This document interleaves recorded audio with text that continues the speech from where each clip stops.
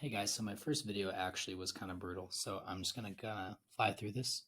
So what we're learning today is all about what's the relationship between the tangent line and the radius of the circle. Okay, there's a special relationship that comes up a lot, and it's good for us to know. So specifically, the point of tangency is going to be that point P right there, and it's because it's only touching it at one specific place. Okay, so that's what it means to be a point of tangency. So it's intersecting the circle at exactly one point, and the intersection point is called the point of tangency. This is specifically called line L, and it's tangent to circle O. And again, that point of tangency is point P right there.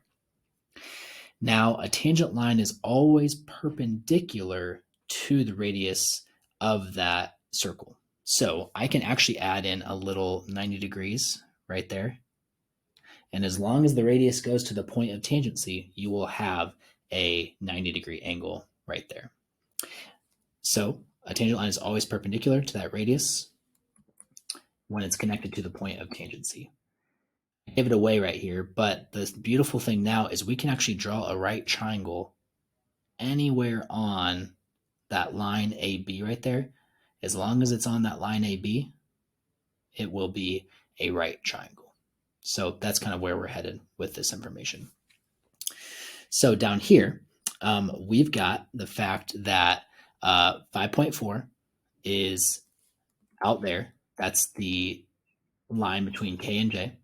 And if it's a point of tangent, if it's a tangent line, okay, it's tangent segment technically, but if it's tangent with the 7.2, I've got my 90-degree angle, and that x is my hypotenuse. So it's yelling out for me to do the Pythagorean theorem right there, which again is my a squared plus b squared equals c squared.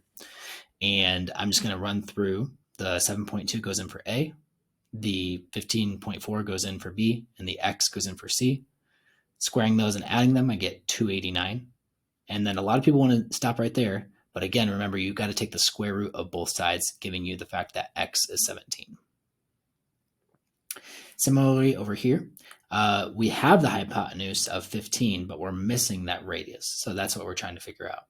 I just called it A because I wanted to. I could have called it B, and I could have called 12A, but I like to, it looks smaller, so I'm just going to call it A. I like it when it goes like smallest to biggest. From there, I plug in what I know after that skeleton step. Again, that's our skeleton step right there. And then I plug in and simplify. So to get the a squared alone, I got to move that 144 to the other side, giving me a squared equals 81. To get a all alone now, I have to square root both sides, giving me that 81 turns into a 9. This down here is a reminder of the Pythagorean triples. If this is 9, 12, 15, the relationship between the Pythagorean triple and that one right there is that it's multiplied by 3. All those sides, it's scaled up by 3. Just an interesting thing to point out.